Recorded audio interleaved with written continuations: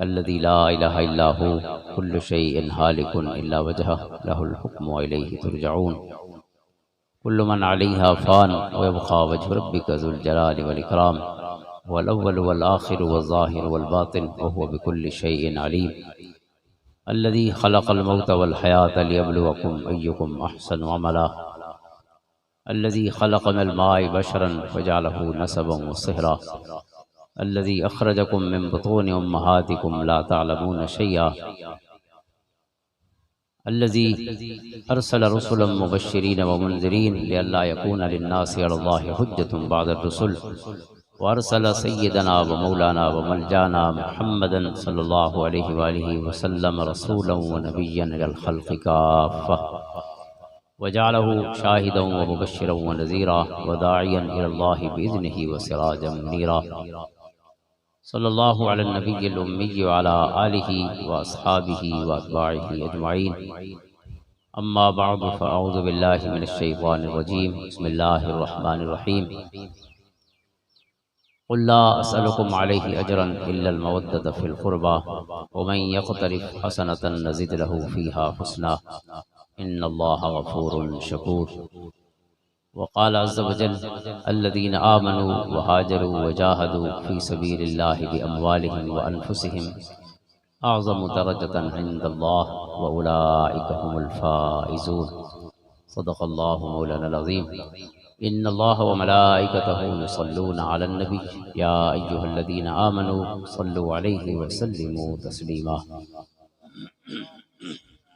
اللهم صل على سيدنا ومولانا محمد وعلى آل سيدنا ومولانا محمد أفضل صلواتك بعدد معلوماتك وبارك وسلم الصلاة والسلام عليك يا سيدي يا رسول الله وعلى آلك وأصحابك يا سيدي يا حبيب الله معزز و محترم حضرات علماء کرام آج دیس بابرکت تقریب دا حصہ آپ تمام معزز محترم حاضرین و سامین دعا ہے کہ رب کائنات اس کار خیر واسطے بڑھائی گئی کمیٹی دے جملہ ممبران محترم غلام یاسین صاحب اور انہوں دے تمام احباب انہوں دے اس خوبصورت انتظام کو اظہار محبت کو اپنی بارگاہ شرف قبولیت عطا فرماوے اور آپ سب حضرات اس ناقص دی حاضری اللہ تعالیٰ اپنی بارگاہ اخلاص دے نال مالا مال فرمائندے ہوئے قبول و منظور فرماوے اور جنا عظیم ہستیاں دے ذکر پاک دے نال بزم منصوب ہے یہ عشرہ محرم آقا نبی رحمت صلی اللہ تعالیٰ علیہ وسلم دے خانوادے اور نوجوانہ نے جنت دے سردار امام عاشقاں حضرت امام علی مقام امام حسین رضی اللہ تعالیٰ عنہ اور آپ دے جملہ خانوادے حضور علیہ السلام دے خاندان دے تمام شہزادے تمام صحبزادے انہاں دی عظیم قربانی انہاں دے آوان و انصار جیرے نال چل پے اور کہیں بلیکھے جنال نن بلکہ سوچ سمجھ کے ٹرے وال موقع ملا بے پیچھا وال وجو لیکن وہ پیچھے نہیں والے پتہ ہے کہ موت دا سفر ہے یہ کوئی پھلاں بھری سیج نہیں یہ کنڈاں دا سفر ہے آزمائشاں دا سفر ہے لیکن جہاں لائیاں بھی ہیں تے نبھائیاں بھی ہیں صرف زبانی کلامی تعلق نہیں بنایا بلکہ بخا کو خوں غلطی داس یعنی او تمام ہستیاں کرب و بلا دی سرزمین تے مٹیاں تے ریتاں تے اپنے خون نال اپنی وفا دی داستان لکھ گئے وہ وفا حضور دے گھرانے دے نال بھی ہے تے وفا سونے رب دے نال بھی ہے تے وفا سونے رسول دے نال اور وفا اپنے ایمان تے عقیدے دے نال یہ وفا دا سفر ہے وفا دی یاد ہے یہ واسطے قیامت تک واسطے انہا ایام بالخصوص اور پورا سال بالعموم ظاہر وفا دی کہانی چھیڑن واسطے محرم ہونا ضروری نہیں وفا جنوی وفا دا ذکر چھڑسی تو اتھا امام حسین دا ذکر آپ دے آوان و انصار دا ذکر تا قیامت اندر آسی. اور یہ جڑی وفا دی داستان ہے یہ ایک عظیم مثال ہے امام حضرت امام علی مقام دی سونی شہادت دی صورت ہی. ورنہ یہ داستان وفا دی بھی پہلے کول شروع ہے جدن دا اللہ تعالیٰ نے انسان بنائیں اور خیر و شر دا یہ مقابلہ اور موسیٰ و فرعون اور شبیر و یزید دو سمبل ہن دو علامتہ ہن خیر تے شر دیاں یہ ہمیشہ کول ہن اور ہمیشہ راسا ستیزہ کار رہا ہے ازل سے تا امروز. یعنی یہ اج دی گال نہیں، یہ ہمیشہ کول سلسلہ جاری ہے. اور چراغ مصطفی سے شرار بو لہبی، چراغ مصطفی بھی بلدہ رہنا ہے اور شرار بو لہبی شر نے اپنی کوشش جاری رکھنی. حضرت آدم و حوا علیہ السلام دے مقابلے شیطان آیا اور بلے سفر خیر اور شر دا اج تک جاری ہے اور اس نے جاری رہنا ہے. حضرت موسیٰ علیہ السلام دے مقابلے یزید ہے، حضرت ابراہیم علیہ السلام دے حضرت موسیٰ علیہ السلام دے مقابلے فرعون ہے، حضرت ابراہیم علیہ السلام دے مقابلے نمرود ہے. اس طرح تمام انبیاء کو دیکھو انہوں دی اقوام نے انہوں نے کیا کیتا. قرآن کریم میں 6 قوموں دا ذکر فرمائے. حضرت نوح علیہ السلام دی قوم تے عذاب ہے. کیوں عذاب ہے؟ انہوں نے اپنی نالائکیاں ضد اور ہٹ دھرمی دی وجہ کو عذاب ہے. حضرت ہود علیہ السلام دی قوم تے عذاب ہے، یہی قوم عاد ہے. حضرت صالح علیہ السلام دی قوم سمود اس تے عذاب آیا. حضرت لوط علیہ السلام دی قوم تے عذاب آیا قوم لوط تے. اور حضرت شعیب علیہ السلام دی قوم تے عذاب آیا. حضرت موسیٰ علیہ السلام دے مقابلے قوم فرعون اس تے عذاب آیا. 6 قوماں دے اللہ نے عذاب دا ذکر فرمایا. یہ سلسلہ شر دے مقابلے دے وچ وفا والاں دی داستان کہ او ظلم ساندے رہن، تکلیفاں برداشت کریندے رہن، اپنے گھر بار چھڑیندے رہن. میں آیتاں پڑھیاں قرآن دیاں، قرآن نے یہ موضوع بار بار بیان فرمایا. الذین آمنوا وہاجروا وجاہدوا فی سبیل اللہ باموالہم وانفسہم. جڑے لوگ ایمان گھنین تے جائیں ہجرت کیتی اپنے گھر بار چھوڑ دیتے، وسدے گھر چھوڑ دیتے، اپنے قبیلے چھوڑ دیتے، اپنی جائیداداں چھوڑ دیتیاں اور اپنے مال مویشی چھوڑ دیتے، اپنے ایسٹس تے اثاثے چھوڑ دیتے. 2 کپڑاں دے وچ ہجرت کیتی مکہ چھوڑ کے تے مدینہ آن واسطے. یا پہلے حبشہ تشریف گن گئے، 5 نبوی 6 نبی حبشہ گئے. حضرت ابراہیم علیہ السلام نے اس کو پہلے ہجرت فرمائی. حضرت لوط علیہ السلام نے ہجرت فرمائی اپنی فیملی دے نال، اپنے خاندان دے نال.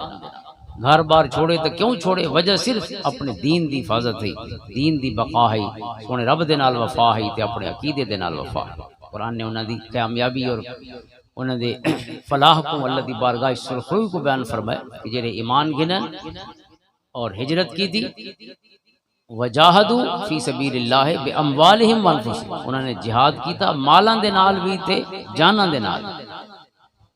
پیسے بغیر ہی جہاد نہیں ہو سکتا. ظاہر ہے تساں گھر چھوڑے سو تو رستے تے کھاسو پیسو تو صحیح، جنگ تے ویندے پے اسلحہ بھی لوڑ ہے، کھاون پیون بھی لوڑ ہے، اسباب و سامان اور ساز دی ضرورت، ساز و سامان دی ضرورت تھی، ساری چیزیں ضروری. قرآن آتا ہے جب مالاں کو بھی پیش کر دیتے اللہ دی راہ، اپنی جاناں بھی پیش کر دیتے. اولئک اعظم درجۃ عند اللہ، انہاں کول وڈا کون اسی درجہ دے وچ مقام و مرتبے دے. حاضرین محترم، انہاں ہستیاں نے اپنی جان تے مال لوہاں دے نال دین دی خدمت کی، مال پیش کر کے ہر موقع تے. حضرات صحابہ کرام علیہ رضوان دی زندگیاں، حضرات اہل بیت اطہار دی زندگیاں سارے واسطے کیا نمونہ رکھ دیاں کہ انہاں کس انداز وچ وفا کیتی، اپنے دین تے مذہب کو کیویں سمجھے اور اون دی اون ترکڑی تے اساں اپنے آپ کو تولنا ہے. ظاہر ہے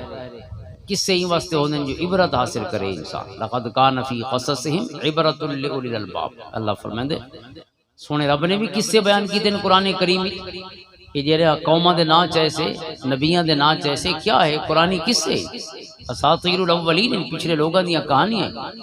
لیکن کیوں بیان فرمائیاں گئی قرآن دے اس واسطے کہ تاکہ تساں انہاں دے جڑے قصے ہیں، واقعات ہیں، انہاں کول کوئی سبق حاصل کرو. اچھے لوگاں دیاں گالیاں اپناؤ، انہاں دے رستے تے چلن دی کوشش کرو، برے لوگاں دیاں برائیاں کو بچن دی کوشش کرو۔ ایک سمپل جی چیز ہے پورے واقعے دے جڑا خصوصاً حضرت امام علی مقام دا واقعہ ہے کہ یزیدی او شمر ہوئے او عمر بن سعد ہوئے، جتنے لوگ بھی یزید دی فوج دے آئے کھڑے حضرت امام علی مقام دے مقابلے، خود یزید ہے یا گورنر ہوندا ابن زیاد ہے، یہ سارے بظاہر کلمہ پڑھن والے لوگ ہیں، اپنے آپ کو مسلمان آکھن والے لوگ ہیں، لیکن کیوں مقابلے چاہیں حضور دے شہزادے دے حضور دے گھرانے دے مقابلے کھڑے، اور یہ کوئی ان واقف ہی نہیں حضرت امام علی مقام دی شان انہاں تو ود کے کوئی نہیں جاندا۔ اسد 14 صدیاں بعد جمے ہیں، انہاں دے سامنے تو دائم بھائی وہ لوگ موجود ہیں جے اللہ دے رسول صلی اللہ علیہ وسلم دے کندھاں دے اوتے انہاں شہزاداں کو ڈٹھا ہوئے، حالت سجدہ دے وچ حضور دے پیٹھ مبارک تے شہزادے سوار ہو گئے، حضور علیہ الصلوۃ والسلام نے شہزادہ کو خود بھی نہیں اتارا تے اتارا نہیں دیتا، یہ بیٹھے رہے۔ صحابہ فرماندے کہ اساں کوشش کی تھی کہ شہزادے چونکہ حضور دی پیٹھ تے بیٹھے نہ اور حضور دا سجدہ طویل ہے، لہذا اساں کہ کہیں رنگ نال شہزادہ کو ہٹا چھوڑو، حضور نے اشارہ فرمایا نہیں انہاں کو نہیں ہٹاؤں، اپنی مرضی نال شہزادے ہٹن دا ول حضور نے سجدہ مکمل فرمایا۔ دوران سجدہ حضور دے یعنی سینہ مبارک دے تلوں گزردے رہ ویندے شہزادے، آپ نماز پڑھتے کھڑے نے حضور دیاں سونیاں قدماں دے وچالے جو گزردے رہ ویندے، یہ حالت نماز ہی اظہار محبت ہے۔ اور حضرت امام علی مقام نے جرا میدان کربلا چ آخری خطبہ ارشاد فرمایا، انہاں یزیدیاں کو حق ہے کہ اگر تھوڑے وچ کوئی میں کو نہیں سیاںدا تے جڑے سیاںن والے نے ہن بھی زندہ موجود ہیں، انہاں کو پوچھ کے نو جو حسین کون ہے،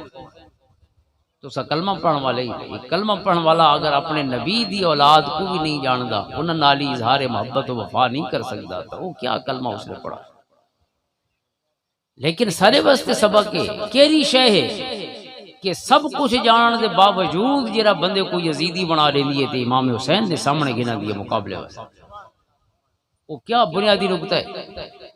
وہ بنیادی نقطہ میرے کریم آقا اپنے آخری خطبے چ ارشاد فرما گئے، بدھ علی 18 صفر اور مظفر اپنے وصال کو 13 دن پہلے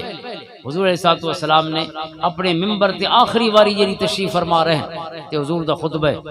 وہ آخری خطبہ مختصر، آپ نے فرمایا انی فرۃ لکم و انی شہید علیکم،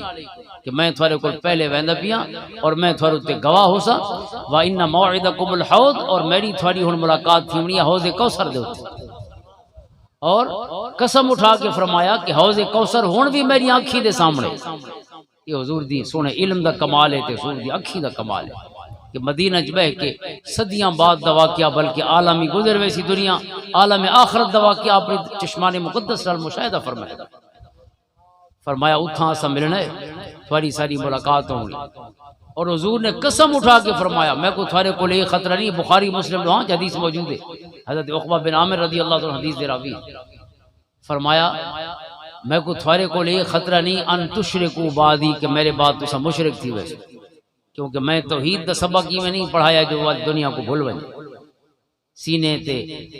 ذہن ہمیشہ اللہ رب العزت توحید دے متعلق ہمیشہ کلیئر تے واضح رہ ویسے، کوئی ابہام و اشکال پیدا نہیں ہو سکتا، قرآن نے حق کو بھی واضح کر چھوڑے، باطل کو بھی واضح کر چھوڑے، شرک دیاں بھی ساریاں جڑے رستے ہو سکتے یا کیفیات ہو سکتی ہیں سب کو بیان کر چھوڑے، اور توحید دا درس بھی وضاحت دے نال پیش کر چھوڑے۔ لہذا حضور فرماتے ہیں میں کو ایک خطرہ نہیں کہ میرے بعد ان تشرکو بعدی، کہ میرے بعد تو سب مشرک تھی وجہ، لیکن ایک شے دا خطرہ ہے، وہ خطرہ جیسا ساروں کو بھی ذہنی تازہ کرنے دی ضرورت ہے کہ تھی اساں اسے خطرے دے شکار تنے۔ حضور نے فرمایا خطرہ ہی شاید ہے ان تنافسوا فیہا، تسا دنیا دی محبت ہی غرق تھی ویسو، دنیا دی محبت ہر چیز تے غالب آوے سے، پیسہ ہونا چاہیے جیرے رنگ نالی ہوئے، حرام ہے کہ حلال ہے، کہ کو مار کے کمائی آنے ہیں، کہ کہندی گچی تے پیر رکھ کے اگھا چل دے پہ ہیں، کہندی مال مرین دے پہ ہیں، زمین مرین دے پہ ہیں، یتیمان دا مال کھان دے پہ ہیں، سارے پیمانے ختم، حلال حرام دے جیرا قرآن سمجھیں 6936 آیتاں الماری سامریتیاں گئی ہیں، پیسہ کماؤنا جیرے رنگ نہ لیا۔ حضور علیہ السلام دی ساری زندگی اسوہ حسنہ، لقد کان لکم فی رسول اللہ اسوۃ حسنہ، حضور فرماتے ہیں میں کو ہکو خطرہ ہے تو سب دنیا دی محبت غرق تھی ویسو، اور دنیا دی محبت کو تمام ایمان عقائد اعمال جو اللہ تعالیٰ دے حکام ان ہر شے کو بے نیاز کر لی سی کہ دنیا دی محبت دنیا آمنی چاہیے باقی کوئی شے دی ضرورت نہیں